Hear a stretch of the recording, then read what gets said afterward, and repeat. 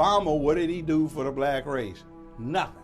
Question you might ask, who's the richest man to ever be U.S. president? It's not Trump.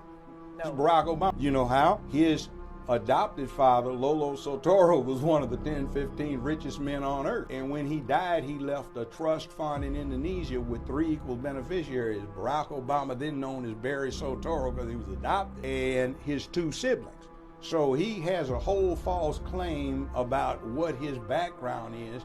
But when he got in the White House, he'd been working for a law firm that represented his daddy. He got lauded by Goldman Sachs, who financed most of his daddy's American investments. He protected British Petroleum when they had the blowout in the Gulf, because guess what? His trust fund had heavy investments in BP. So we get through this whole mantra, and even affordable care. Obamacare, you know who drafted it?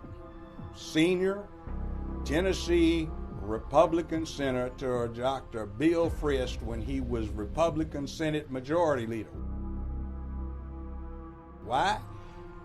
His family founded Blue Cross, Blue Shield, and most of the HMOs. His family's making a killing. So he retired from the Senate in 2010 when the Obama administration got past his drafted act from 2003. See, it's game. And I don't have any problem with Trump either. I'm looking at lowest black unemployment rate since Lyndon Baines Johnson, more money to historically black colleges and universities at any time since Lyndon Baines Johnson.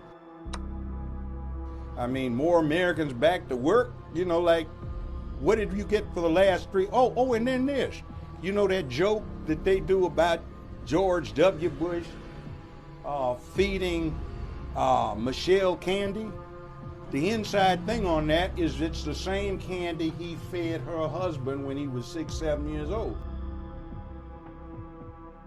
See, the Soetoros and the Bushes go back 40-some years. OCO, thank y'all for tuning in to another requested video. As I always like to express in all my other videos, I am not here to turn non-believers into believers. I'm only here to bring y'all food for thought. And with that being said, your opinion is your opinion. Let's get right down to it. It's crazy, but very interesting.